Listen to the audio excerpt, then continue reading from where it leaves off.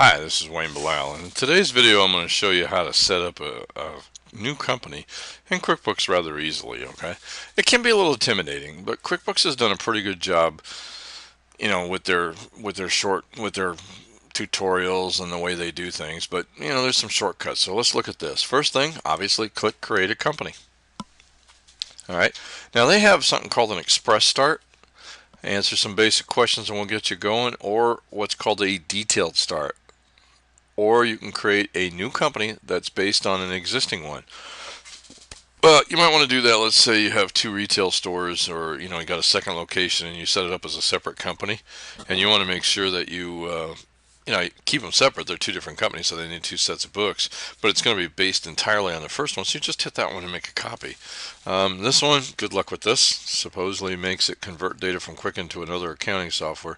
Works pretty well, though. Actually, I shouldn't say good luck with that. It just we had a little trouble with the one client. A detailed start. When you hit a detailed start, you literally go through quite a few pages. I mean, you must provide a name, and it'll go through an interview process. But I'm not going to show you that. I'm going to go back and let me do the express start.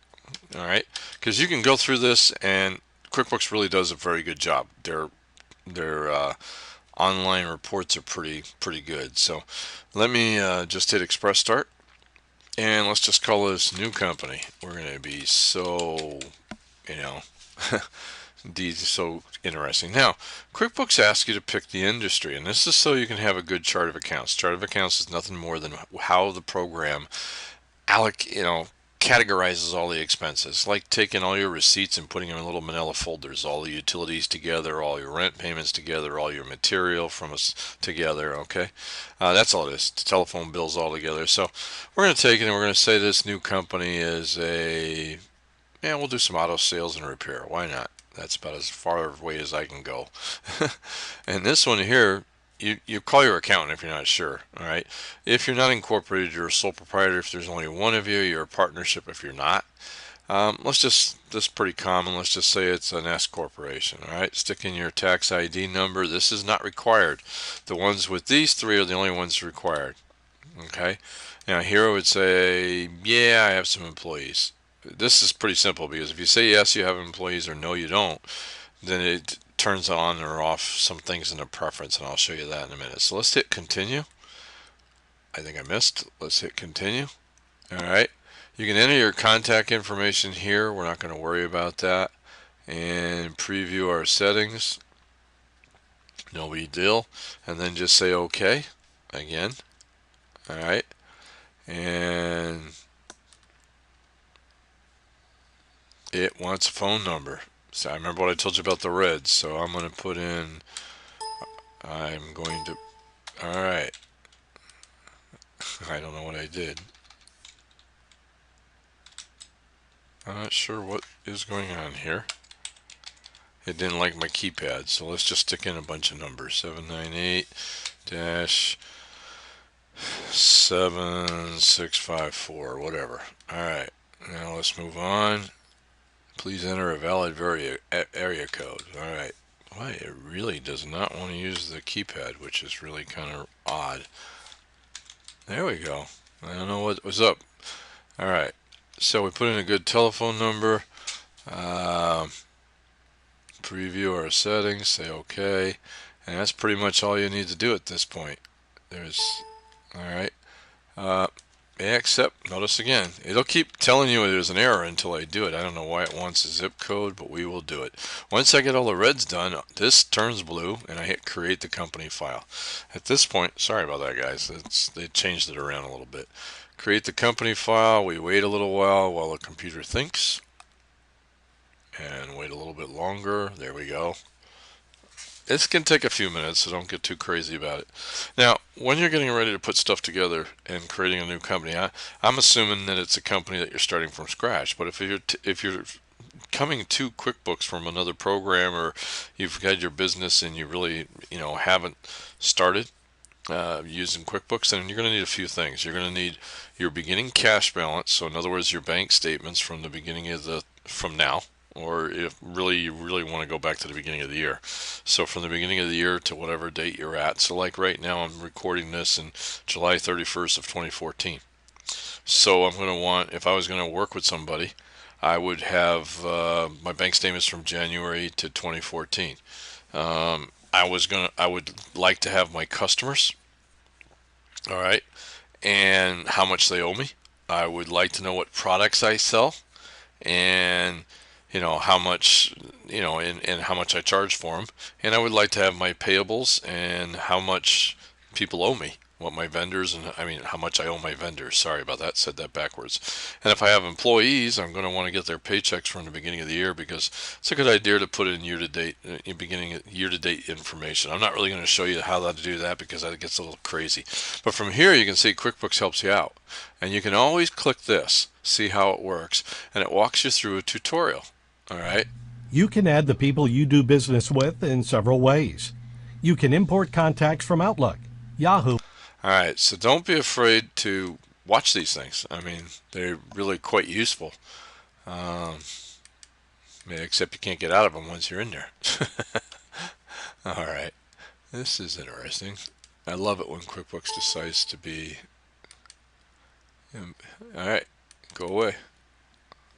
Am I going to be stuck watching this? Ah, here we go. All right. Sorry, off the screen.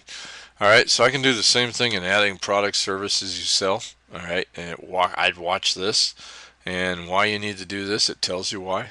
Because you're basically got to keep track of what you sell.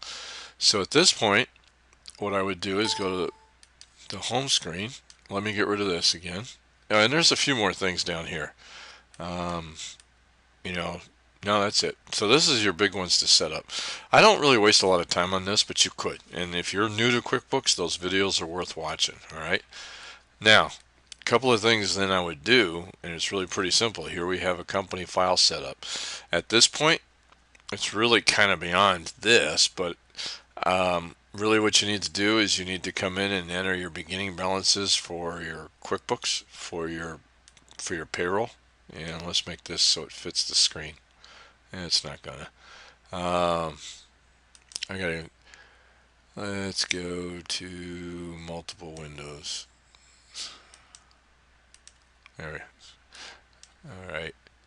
You can see you get a little bit of problem sometimes when you're playing around. There we go. All right. So in this particular one, we have our normal, what we have here. So now it's just a matter of setting up your vendors, and the best way to do that with your customers is click customers, hit add a new customer, and when I add a new customer, all right, I can put in the customer name, right, and I can put in everything they have, the address, shipped to, the whole 9 yards. But notice this field right here. I can put an opening balance as of today. Now, I'm not a fan of this, I'll be honest with you. When I'm working with my clients, I'd rather they actually enter the invoices that total that. Like I might have 10 invoices that equal $50,000. I don't want, I could put 50,000 in here and I'm fine. All right. I personally would rather you put in all the invoices that are open. But this is one way to do it, okay? As far as putting in vendors, I would go to my vendors, create a new vendor, and notice I have the same thing here. All right. And again, I'm not a fan of this, but you can use it. This is the only time that field's used is when you first start. Okay. The only other thing I would do is to get your last year's tax return. If you're a corporation, if you're a new business, you obviously don't need to worry about it. If you're a new business, you would get your last year's tax return, and you're going to end up having to do some journal entries to put in to the chart of accounts. Let me go up here to company. Kind of oddly, yeah. Hold on a second. I'm trying to make sure it fits every screen, and I made it too small. All right, right here under chart of accounts, if you look at this, you can see that I don't have a lot of things set up. So what I would have to do is come in here, set up the accounts, and we'll do that in another video. But set up the accounts on how to create new put in all the balances from last year's tax return. It's really not that hard. So, and truthfully, I would probably get my accountant or CPA to help me do that. But if you don't know how, you can follow through and do this one by yourself. As far as, like I said, the bank statement, what I normally do is open the check register, tell people to get a new bank, and it'll say new bank account. So I'm going to open a new bank, and what's nice, I can create it on the fly. So it's a bank. I say save and close. Okay. And what I would do is I would put whatever the balance is in this account, I would put in all the deposits. I would put in a beginning balance here, but I like to separate it to make the bank statement a little easier to do. I like to put in the outstanding checks from let's say I'm doing as of January 1st, 2014. Any check that was written in 2013 that did not clear as of January 2014, I would put in here. All right. Any deposit that didn't clear until the same way till January, deposit in transit. In other words, we received the money in December, but it didn't hit the bank until January. I would put separately here. That would make it easier when I do the January bank reconciliation. My own recommendation, though, is for that first bank statement, I'd get your accountant or somebody that's very familiar with QuickBooks to help you with it.